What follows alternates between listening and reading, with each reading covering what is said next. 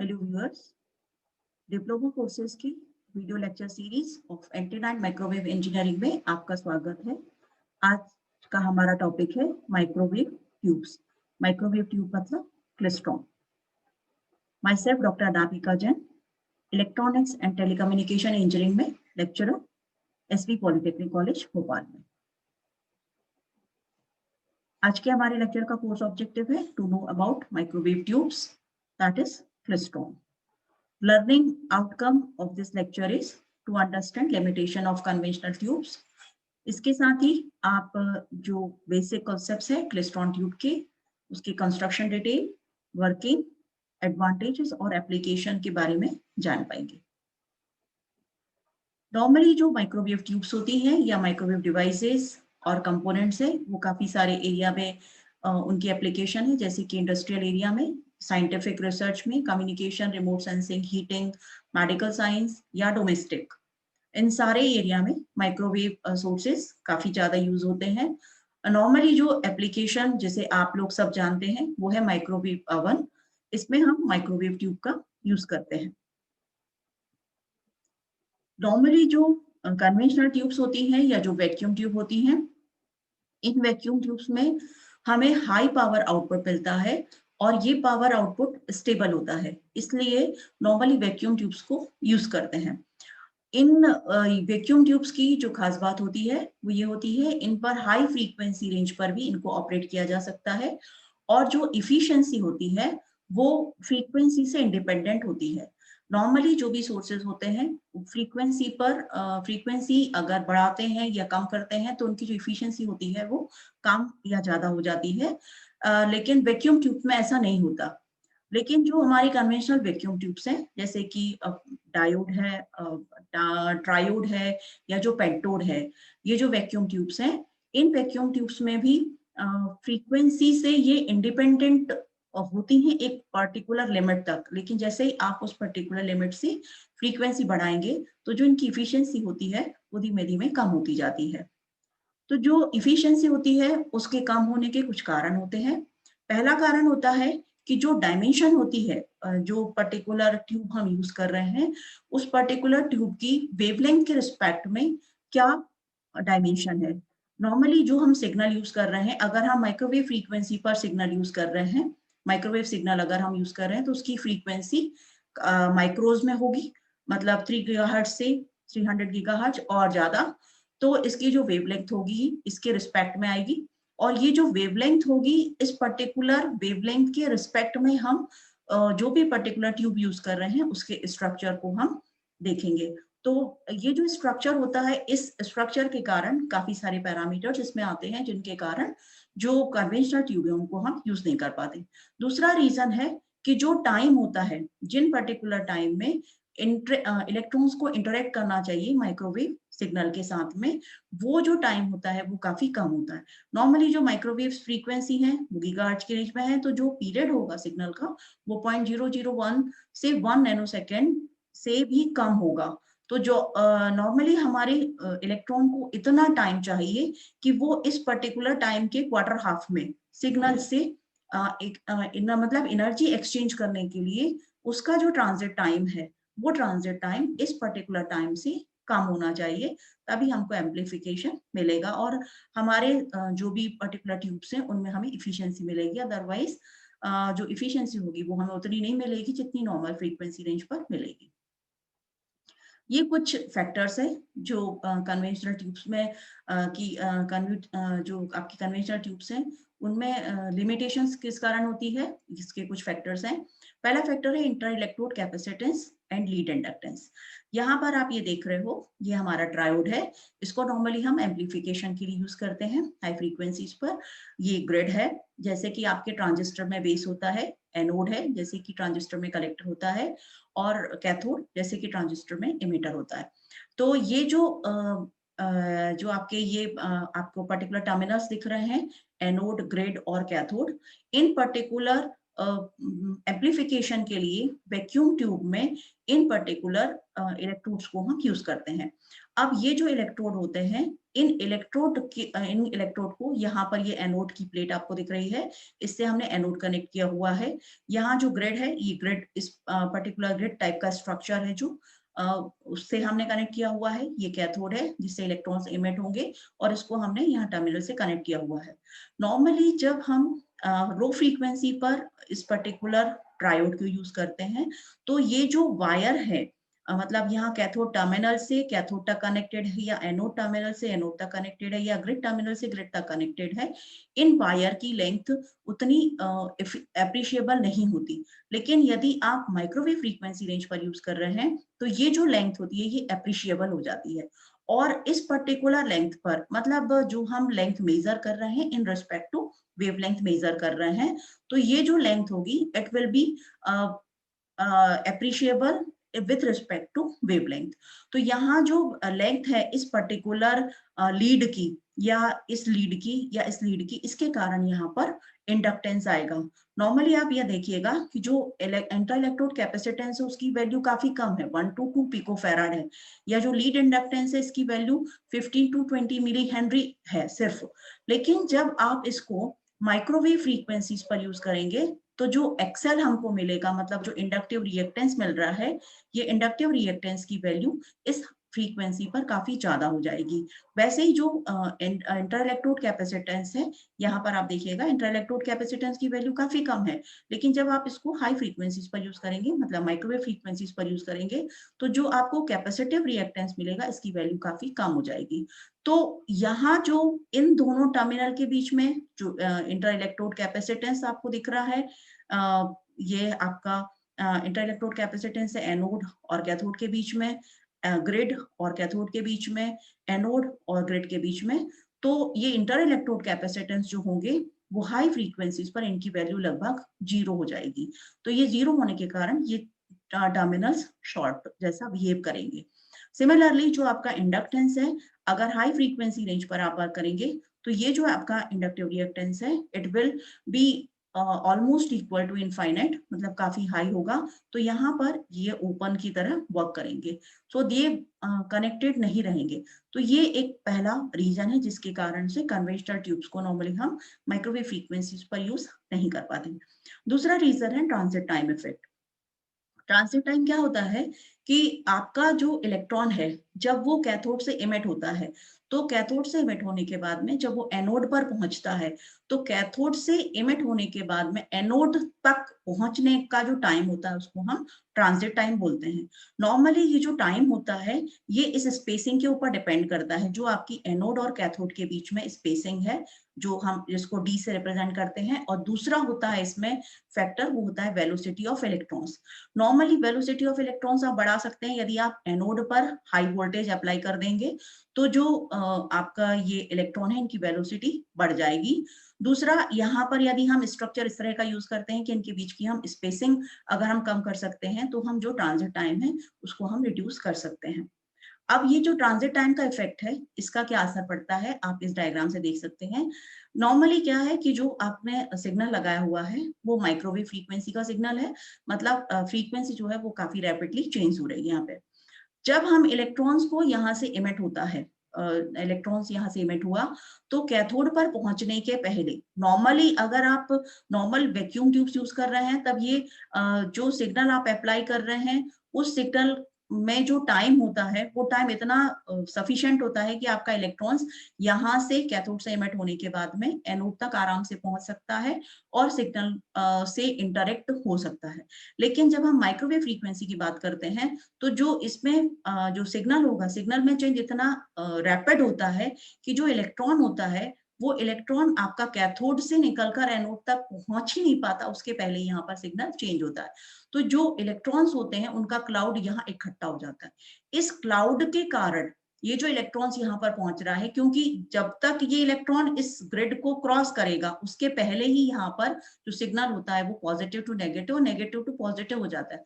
तो जो इलेक्ट्रॉन होते हैं वो इलेक्ट्रॉन इस ग्रिड को क्रॉस करके एनोड तक नहीं पहुंच पाते, जिसके कारण यहाँ पर नेगेटिव इफेक्ट आता है और यहाँ पर एक नेगेटिव करंट फ्लो होना शुरू हो जाती है। तो ये एक ट्रांजिट टाइम इफेक्ट है जिसके कारण कन्वेंशनल ट्यूब्स पर हम माइक्रोवेव फ्रीक्वेंसीज पर कन्वेंशनल ट्यूब्स को यूज नहीं कर पाते हैं। तीसरा रीजन होता है कि जो गेन बैंडविड्थ प्रोडक्ट होता है वो काफी कम होता है। नॉर्मली जो हम वैक्यूम ट्यूब्स यूज कर रहे हैं उनमें हम फ्रीक्वेंसी यूज करते हैं, तो उनमें एक रेजोनेंट सर्किट यूज करते हैं और उस पर्टिकुलर रेजोनेंट फ्रीक्वेंसी के हिसाब से उसमें हमको मतलब जो गेन मिलेगा या जो बैंडविड्थ मिलेगी वो उसके अकॉर्डिंग डिपेंड करेगी। तो जो गेन बैंडविड्थ प्रोडक्ट होता है that is equals to GM/C। मतलब ये आपका सिर्फ इन दो फैक्टर्स पर डिपेंड करेगा। अब यहाँ पर जो आपके पास में माइक्रोवेव ट्यूब्स हैं, इनमें जो ये आपका जो इंडक्टेंस ट्रांसकंडक्टेंस है, ट्रांसकंडक्टेंस की वैल्यू अपन बढ़ा नहीं सकते। और जो सी है, ये दोनों क्या होते हैं कि ये जो सी होता है ये एक पर्टिकुलर सर्किट के लिए या पर्टिकुलर ट्यूब के लिए फिक्स रहता है। तो जब ये फिक्स होगा तो आप हाई फ्रीक्वेंसी पर अगर इसको यूज कर रहे हैं तो हमें गेन और बैंडविड्थ प्रोडक्ट उतना सफिशिएंट नहीं मिलेगा जितना नॉर्मली हमको मिलना चाहिए। तीसरा इसके अलावा होता है RF लॉसेस। तो जो आपके नॉर्मली हाई फ्रीक्वेंसीज पर जब हम जाते हैं तो जो कंडक्टर होते हैं, कंडक्टर की टेंडेंसी होती है कि जो करंट होगी वो करंट आपकी कन्फाइंड रहेगी सिर्फ आउटर सरफेस में। मतलब यदि कंडक्टर है तो कंडक्टर की सिर्फ आउटर सरफेस पे करंट फ्लो होगी, उसके इनर सरफेस में करंट फ्लो नहीं होगी। तो इसके कारण जो कंडक्टर लॉस है वो इस पर्टिकुलर फ्रीक्वेंसी पर बढ़ जाता है। इसके अलावा होता है डाइलेक्ट्रिक लॉसेस। नॉर्मली जो डाइलेक्ट्रिक मटेरियल हम उसमें यूज करते हैं तो वो डाइलेक्ट्रिक मटेरियल्स जो भी वैक्यूम ट्यूब आप डिजाइन करेंगे उस पर्टिकुलर वैक्यूम ट्यूब में आपको कुछ ना कुछ डाइलेक्ट्रिक मटेरियल यूज करने पड़ेंगे, जैसे कि आप ग्लास एनवेलप यूज करें या सिलिकॉन या प्लास्टिक का एनकैप्सुलेशन यूज करें, तो उसमें आपको डाइलेक्ट्रिक मटेरियल यूज करने पड़ेंगे। और ये जो डाइलेक्ट्रिक मटेरियल में जो लॉस होता है it is proportional to frequency. तो जैसे जैसे फ्रीक्वेंसी बढ़ती जाती है इन डाइलेक्ट्रिक मटेरियल में जो डाइलेक्ट्रिक लॉस होता है वो बढ़ जाता है। इसके अलावा एक और लॉस होता है, वो होता है रेडिएशन लॉस। यदि जो फ्रीक्वेंसी आप यूज कर रहे हो नॉर्मली हाई फ्रीक्वेंसीज पर छोटी जो डायमेंशन होती है वायर की, इन वायर की डायमेंशन यदि वेवलेंथ के कंपेरेबल हो जाती है तो वो एक एंटेना की तरह वर्क करेंगी और इस पर्टिकुलर एंटेना की तरफ जब ऐसी वर्क करने लगेगी तो उनसे जो पावर होगी वो रेडिएट होना शुरू हो जाएगी। तो जो रेडिएशन लॉस होता है it is also proportional to frequency, तो रेडिएशन लॉस फ्रीक्वेंसी के साथ बढ़ता चला जाएगा। इन जो ट्यूब्स होती हैं इन ट्यूब्स को मतलब जो कन्वेंशनल ट्यूब्स हैं उनमें जो लॉसेस हैं, जो फैक्टर्स हमने देखे, उन फैक्टर्स को माइक्रोवेव ट्यूब्स में हम कुछ स्पेशल डिजाइन करके उनको रिमूव करते हैं। तो जो वैक्यूम ट्यूब्स जो माइक्रोवेव जनरेशन के लिए या एम्पलीफिकेशन के लिए यूज होती हैं उनको हम माइक्रोवेव ट्यूब्स बोलते हैं। तो जो माइक्रोवेव डिवाइसेस होती हैं इनमें जो ऊपर मतलब जो हमने पिछली स्लाइड में लिमिटेशंस बताई हैं इनको ओवरकम हम करते हैं यूजिंग वेलोसिटी मॉड्यूलेशन। दूसरा जो हम कैविटी यूज करते हैं वो हम सिंगल कैविटी यूज नहीं करते हैं, हम रीएंट्रेंट कैविटी यूज करेंगे। और इसके अलावा हम स्लो वेव स्ट्रक्चर यूज करते हैं ताकि हमें जो गेन है और जो बैंडविड्थ है वो हमें ज्यादा मिले। इसके अलावा जो आपका जो कंडक्टिंग सरफेस है जिसमें सिर्फ जो आउटर सरफेस में ही करंट फ्लो हो रही थी, उस पर्टिकुलर कंडक्टर लॉस को एलिमिनेट करने के लिए हम जो ट्यूब बेस होता है या जो डाइलेक्ट्रिक मटेरियल होता है उसका हम सरफेस एरिया कम कर देते हैं। जो रेडिएशन लॉसेस हैं, रेडिएशन लॉसेस को खत्म करने के लिए हम ट्यूब की और जो सर्किटरी होती है उसकी प्रॉपर शील्डिंग करके इसमें जो RF रेडिएशन लॉसेस होते हैं उनको हम कम कर देते हैं। तो जो माइक्रोवेव ट्यूब्स हैं इन माइक्रोवेव ट्यूब्स में हम डिजाइन में चेंज करके जो वैक्यूम ट्यूब्स हैं ऑलरेडी जिन्हें हम यूज कर रहे थे उन्हीं को हम माइक्रोवेव ट्यूब्स में माइक्रोवेव फ्रीक्वेंसी जनरेशन या माइक्रोवेव फ्रीक्वेंसी एम्पलीफिकेशन के लिए यूज करेंगे। तो जो माइक्रोवेव ट्यूब्स हैं एक्चुअली ये हाई पावर माइक्रोवेव ट्यूब्स होती हैं। तो इनमें हम नॉर्मली दो प्रिंसिपल यूज करते हैं, मतलब ये दो तरीके की डिवाइसेस आपको नॉर्मली इसमें मिलेगी। पहली होती है cross field device. Cross field device में हम क्या करते हैं, जो इलेक्ट्रिक और मैग्नेटिक फील्ड होता है वो ऑर्थोगोनल होते हैं, मतलब 90 डिग्री होंगे एक दूसरे के। दूसरी होती है लीनियर वेव डिवाइसेस। इसमें जो इलेक्ट्रॉन बीम होती है वो कंटिन्यूअसली इंटरेक्ट करती है सिग्नल के साथ में। तो जो क्रॉस फील्ड डिवाइस है इनका एग्जांपल है मैग्नेट्रॉन या CFA, और जो लीनियर वेव डिवाइसेस हैं इनका एग्जांपल है क्लिस्ट्रॉन और TWT।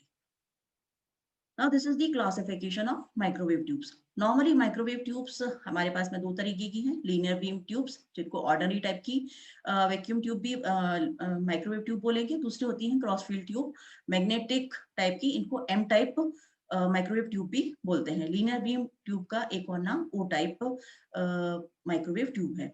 तो जो लीनियर बीम ट्यूब्स हैं इनमें नॉर्मली हमारे पास आती है क्लिस्ट्रॉन, TWT और ट्विस्ट्रॉन्स। जो क्रॉसफील्ड डिवाइसेस क्रॉसफील्ड ट्यूब्स हैं इनमें आएगा मैग्नेट्रॉन, CFA मतलब क्रॉस फील्ड एम्पलीफायर, और कार्सिनोट्रॉन्स। ये जो क्लिस्ट्रॉन है, क्लिस्ट्रॉन के फर्दर 3 डिवीजन हो जाएंगे। एक होता है टू कैविटी क्लिस्ट्रॉन एम्पलीफायर, एक होता है मल्टी कैविटी क्लिस्ट्रॉन एम्पलीफायर, और एक होता है रिफ्लेक्स क्लिस्ट्रॉन ऑसिलेटर। जो ट्विस्ट्रॉन्स हैं, ट्विस्ट्रॉन्स में नॉर्मली हमको हेलिक्स ट्विस्ट्रॉन मिलेंगे, बैकवर्ड वेव ऑसिलेटर BWO मिलेंगे, कपल कैविटी ट्विस्ट्रॉन, रिंग बार या रिंग लूप ट्विस्ट्रॉन्स होंगे। आज हम बात करेंगे क्लिस्ट्रॉन के बारे में। तो जो सिंपलेस्ट वैक्यूम ट्यूब होती है जिसको हम एम्पलीफिकेशन या जनरेशन के लिए यूज करेंगे माइक्रोवेव सिग्नल के, उसको हम क्लिस्ट्रॉन ट्यूब बोलेंगे। इसमें जो प्रिंसिपल होता है एक्चुअली वो होता है वेलोसिटी मॉड्यूलेशन का हम प्रिंसिपल यूज करेंगे। और वेलोसिटी मॉड्यूलेशन में नॉर्मली हम क्या करते हैं, जो इलेक्ट्रॉन्स की डेंसिटी होती है उसको मॉड्यूलेट करते हैं। तो क्लिस्ट्रॉन नॉर्मली इनको 3 तरह से हम क्लासिफाई कर सकते हैं। पहला होता है टू कैविटी क्लिस्ट्रॉन एम्पलीफायर, दूसरा होगा मल्टी कैविटी क्लिस्ट्रॉन एम्पलीफायर, और तीसरा होगा रिफ्लेक्स क्लिस्ट्रॉन ऑसिलेटर। तो जो टू कैविटी क्लिस्ट्रॉन एम्पलीफायर होता है ये लो पावर लो एफिशिएंसी एम्पलीफायर है। इसकी एफिशिएंसी बहुत कम होती है और जो हमें पावर आउटपुट भी मिलेगा वो काफी कम मिलेगा। इसका जो वर्किंग प्रिंसिपल है वो वेलोसिटी मॉड्यूलेशन का होता है। इसमें हम high velocity electron beam form करते हैं, फोकस करते हैं, और उसको एक ग्लास ट्यूब के अलोंग हम सेंड कर देते हैं कलेक्टर की तरफ, जहां पर जो जो कलेक्टर होता है मतलब ये जो एनोड होता है वो हाई पॉजिटिव पोटेंशियल पर होगा विद रिस्पेक्ट टू कैथोड। तो इसकी जो कंस्ट्रक्शन होगी, कंस्ट्रक्शन में जो आपका टू कैविटी क्लिस्ट्रॉन एम्पलीफायर है इसमें हमें कैथोड मिलेगा, फोकसिंग इलेक्ट्रोड होगा, इसमें 2 बंचर ग्रिड्स होंगी जिन्हें जो सेपरेटेड होंगी बाय गैप ए। इन बंचर ग्रिड्स को हम इनपुट कैविटी या बंचर कैविटी भी बोलेंगे। 2 कैचर ग्रिड्स होंगी जो जिनके बीच में एक स्मॉल गैप होगा B, इनको हम आउटपुट और कैचर कैविटी बोलेंगे। इसके अलावा इसमें एक कलेक्टर होगा और रेजोनेंट कैविटी होंगी जिनके थ्रू हम आउटपुट लेंगे जो रेजोनेट करेंगी। कपलिंग लूप्स होंगे जिनके थ्रू हम आउटपुट एक्सट्रैक्ट करेंगे, और इनके अलावा इसमें ड्रिफ्ट स्पेस होगी।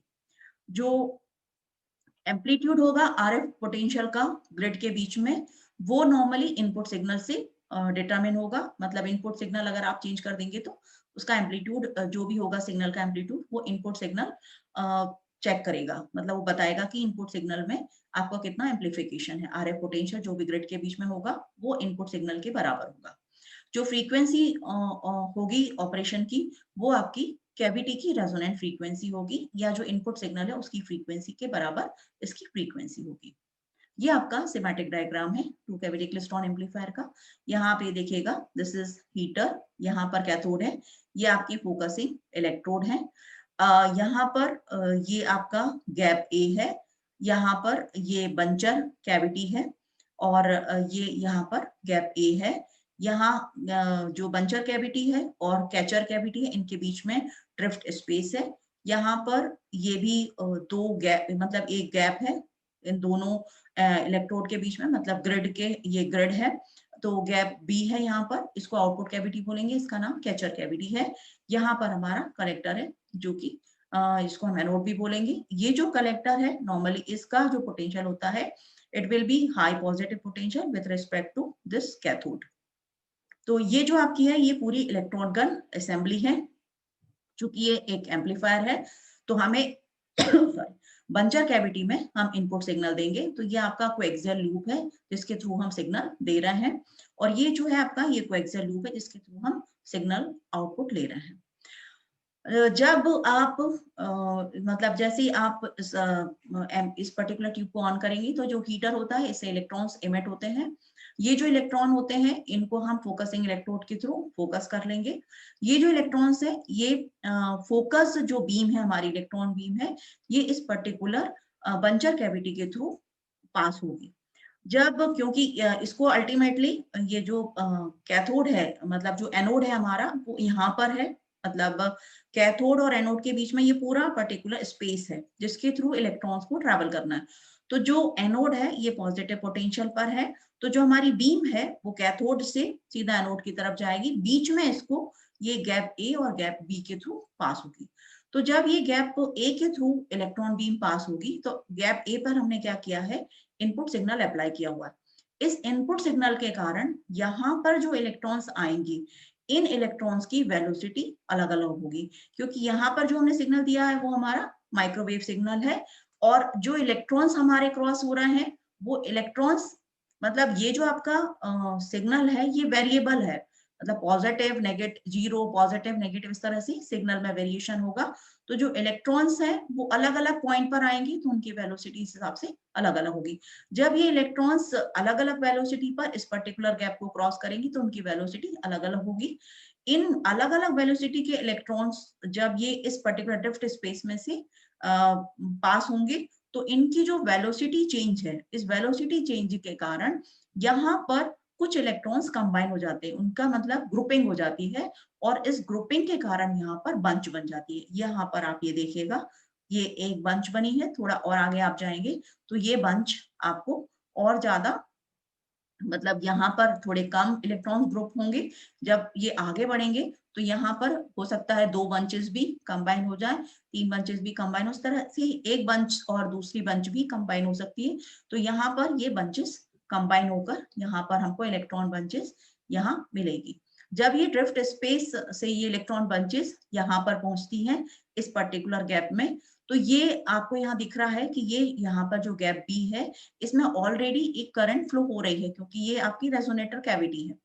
तो ये जो कैविटी में जब ये इलेक्ट्रॉन की बंचेस पहुंचती है तो इलेक्ट्रॉन बंचेस में इलेक्ट्रॉन की डेंसिटी अलग है। तो ये जो करंट है यहाँ जो ऑलरेडी फ्लो हो रही है, वो करंट की जो वैल्यू होगी वो चेंज हो जाएगी, क्योंकि ये जो इलेक्ट्रॉन बंचेस यहाँ पर पहुंच रहे हैं ये अपनी एनर्जी देंगी। तो यहाँ पर जो करंट फ्लो हो रही है इस पर्टिकुलर कैविटी के थ्रू, उस कैविटी की वैल्यू, मतलब उस करंट की वैल्यू चेंज हो जाएगी।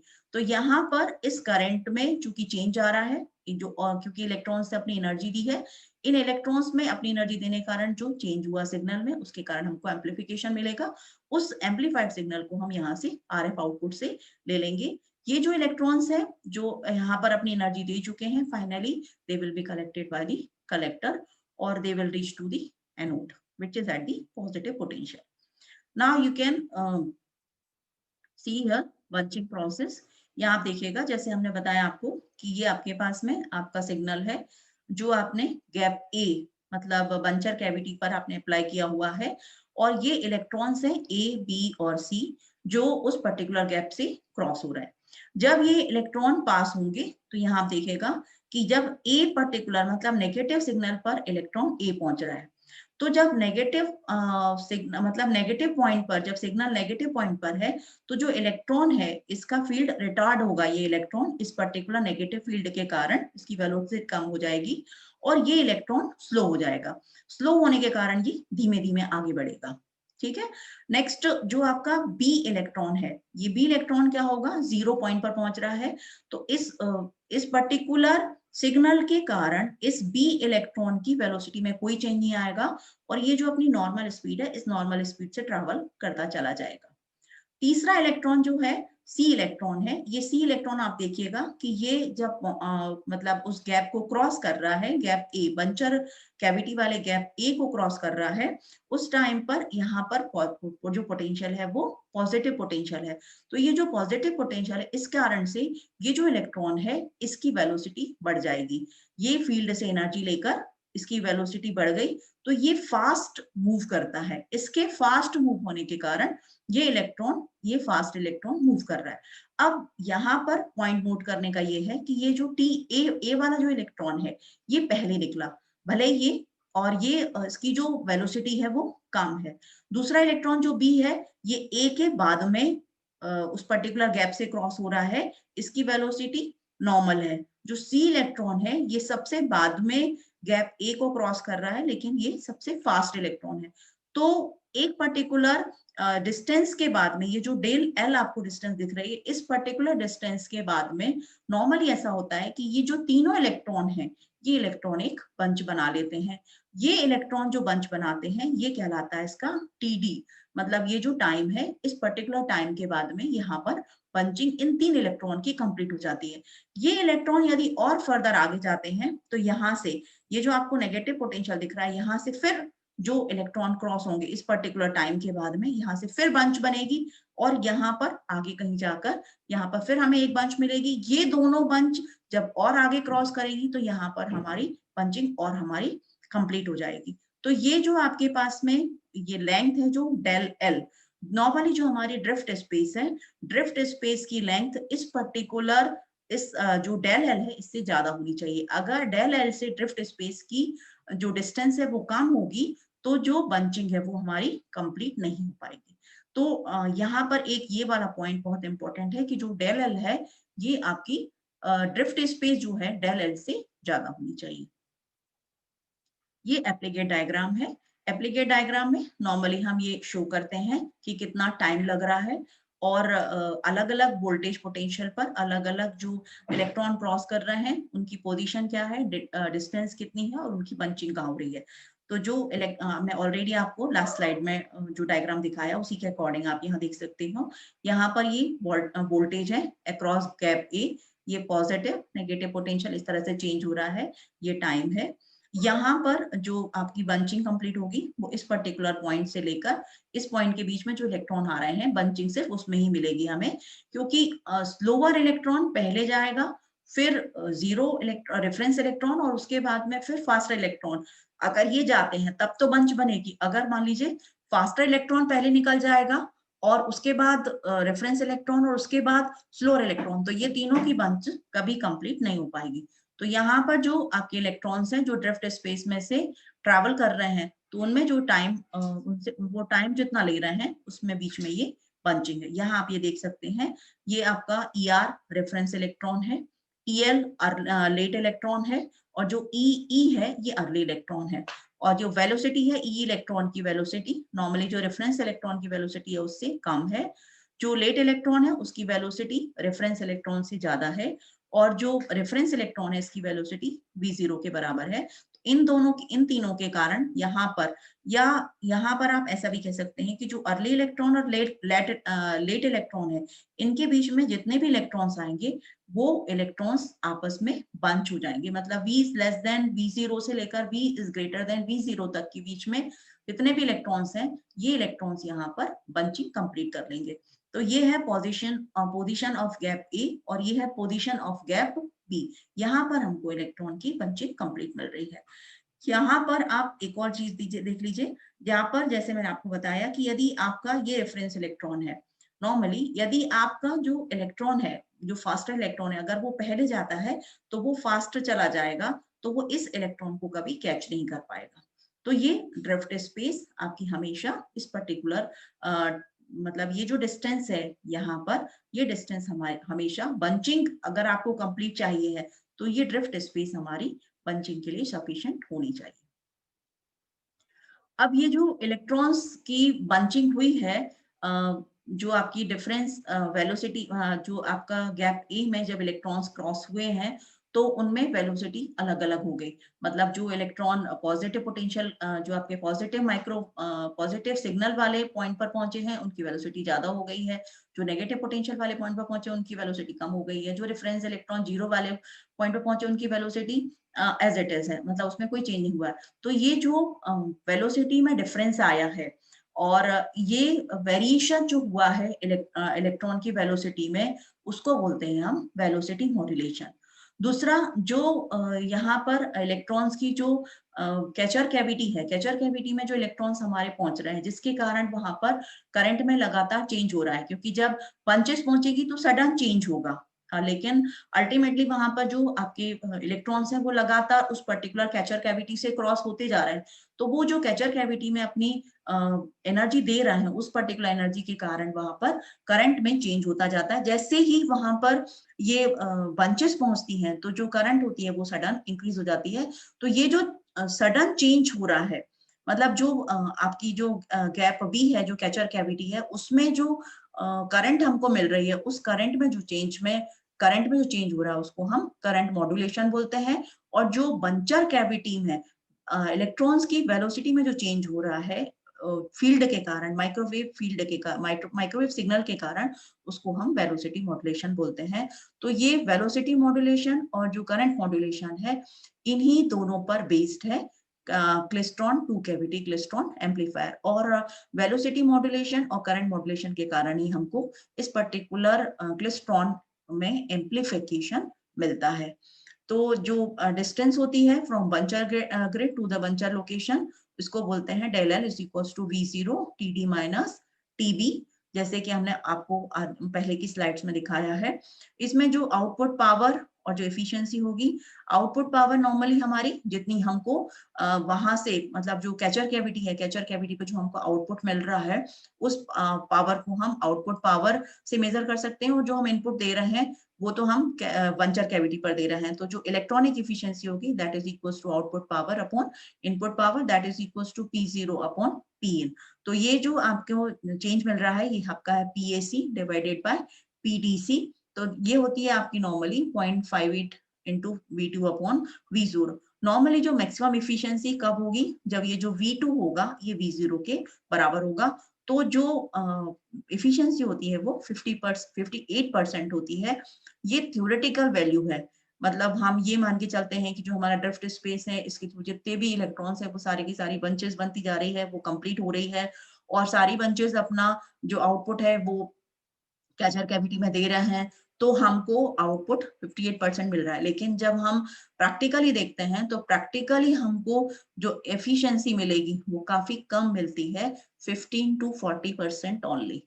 तो इस कारण से ये एक बेसिक ट्यूब है जिसमें हमको एम्पलीफिकेशन काफी कम मिलता है। तो ये लो पावर लो इफिशिएंसी एम्पलीफायर है, लेकिन चूंकि ये सारी माइक्रोवेव ट्यूब्स का बेस है, इसलिए ये काफी इंपॉर्टेंट है। ये आपका ये डायग्राम है, ये क्लेस्ट्रॉन ट्यूब। अगर आप देखेंगे इसको तो देखने में इस तरीके से लगेगा, जिसके अंदर इतने सारे फंक्शन हो रहे हैं। ये जो आपका टू कैविटी क्लेस्ट्रॉन एम्पलीफायर है, इसमें हम मल्टी कैविटी क्लेस्ट्रॉन एम्पलीफायर भी यूज कर सकते हैं। हम चाहें तो नंबर ऑफ कैविटी बढ़ा सकते हैं। तो यहाँ आप देखिएगा, ये आपका डायग्राम है मल्टी कैविटी क्लेस्ट्रॉन का।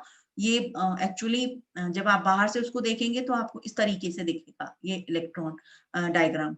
हम अब इसके बारे में जानते हैं कि मल्टी कैविटी क्लेस्ट्रॉन एम्पलीफायर क्या होता है। तो जो क्लेस्ट्रॉन है क्लेस्ट्रॉन का एम्पलीफिकेशन आपने देखा कि नॉर्मली 58% उसकी थ्योरेटिकल एफिशिएंसी थी, और जो प्रैक्टिकल एफिशिएंसी थी वो सिर्फ 15 to 40% अकेली एफिशिएंसी हमको मिल रही थी। मतलब नॉर्मली हमारी जो पावर है वो वेस्ट ज्यादा हो रही है, हमें आउटपुट काफी कम मिल रहा है।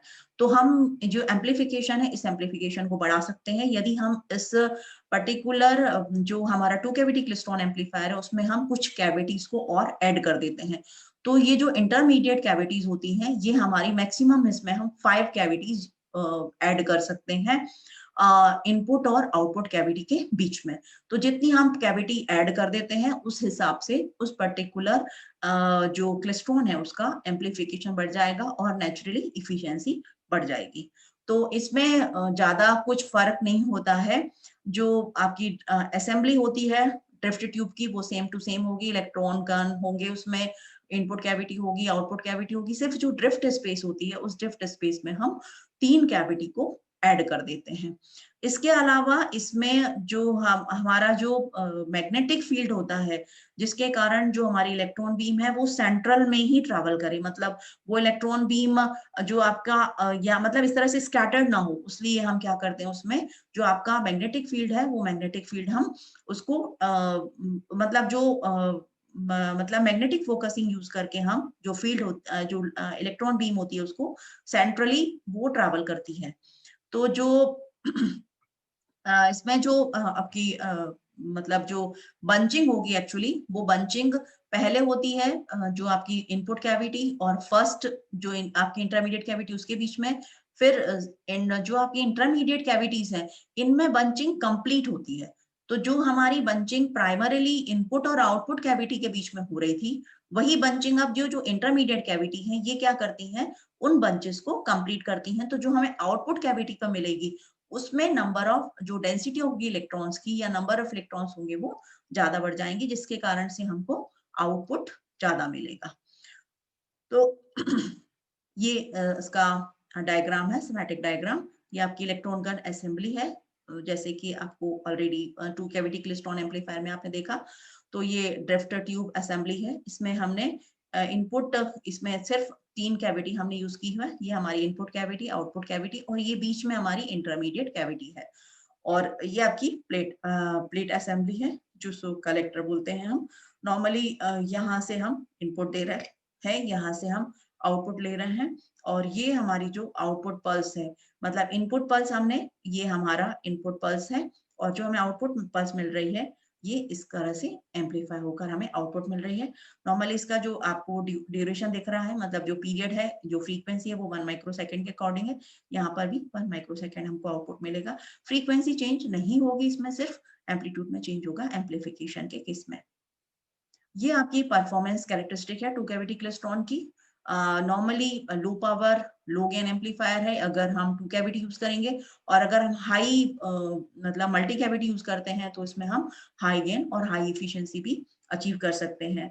इसमें जो हमें एवरेज और पीक पावर मिलेगी वो हाई मिलेगी as compare to other tubes. इसकी जो बैंडविड्थ होगी वो ज्यादा होगी, ये लॉन्ग लाइफ होगी।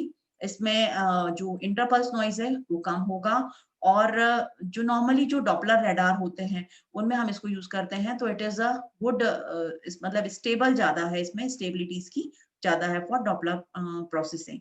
इसकी फ्रीक्वेंसी रेंज नॉर्मली 250 मेगाहर्ट्ज से 100 गीगाहर्ट्ज तक की सिग्नल को आप इसमें यूज कर सकते हो एम्पलीफिकेशन के लिए। पावर गेन आप देखिएगा, आप जब कंटिन्यूअस वेव ऑपरेशन करेंगे, कंटिन्यूअस वेव ऑपरेशन मतलब आप लगातार कर रहे हैं, या फिर आप पल्स्ड ऑपरेशन कर रहे हैं, तो कंटिन्यूअस वेव अगर आप मोड में यूज कर रहे हैं उसको, तो इसकी जो पावर आउटपुट है वो काफी कम है, 10 किलोवाट से 500 किलोवाट तक। लेकिन यदि हम इन्हीं ट्यूब्स को पल्स्ड मोड में यूज कर रहे हैं तो हमें जो आउटपुट मिलेगा वो 30 मेगावाट का मिलेगा। पावर गेन हमारा होगा 15 डीबी टू 70 डीबी, जैसे बताया कि कम होता है।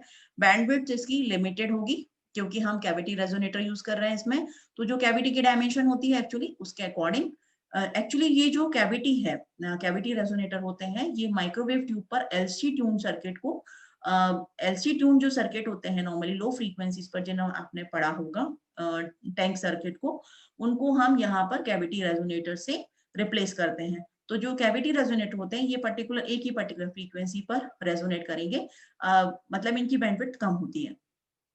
तो इनकी जो बैंडविड्थ होगी वो 10 टू 60 मेगाहर्ट्ज होगी, और फिक्स फ्रीक्वेंसी एप्लीकेशन के लिए आप इनको यूज करेंगे। नॉइस फिगर अच्छा होता है, मतलब 15 टू 20 डीबी, और कभी कभी इसको ये 25 डीबी से भी ज्यादा हो जाता है। थ्योरेटिकल एफिशिएंसी नॉर्मली आप देखिएगा 58% मिल रही है, लेकिन अगर आप नॉमिनल देखेंगे इसमें, मतलब लॉसेस ज्यादा होते हैं, तो हमें 30 टू 40% नॉमिनल एफिशिएंसी मिल जाती है। एप्लीकेशंस जो होती है टू कैविटी क्लेस्ट्रॉन एम्पलीफायर की, इसको हम आउटपुट, जो पावर आउटपुट ट्यूब्स होती हैं काफी सर्किट्स में आप देखेंगे, जो आपके एएम ट्रांसमीटर्स वगैरह हैं, कम्युनिकेशन सिस्टम्स वाले, जो आपके आप लोगों ने ब्लॉक डायग्राम वगैरह देखे होंगे, उसमें एस पावर आउटपुट ट्यूब्स हम इसको यूज करते हैं। जो यूएचएफ टीवी ट्रांसमीटर्स हैं इनमें हम इसको यूज करते हैं, इन ट्रोपोस्फेरिक स्कैटर ट्रांसमीटर्स में हम इसको यूज करते हैं, सैटेलाइट कम्युनिकेशन में, ग्राउंड स्टेशंस में हम इसको यूज करते हैं, रडार ट्रांसमीटर्स में इसका यूज करेंगे। और रिफ्लेक्स क्लेस्ट्रॉन जब होता है, जब हम इसी का दूसरा वर्जन जो ऑसिलेटर की तरह हम यूज करते हैं, तब हम एस पावर ऑसिलेटर इसको यूज कर सकते हैं। ये आपकी कुछ रेफरेंस बुक्स एंड वेबसाइट्स हैं जिन्हें आप रेफर कर सकते हैं फॉर द रेफरेंस के लिए। Thank you.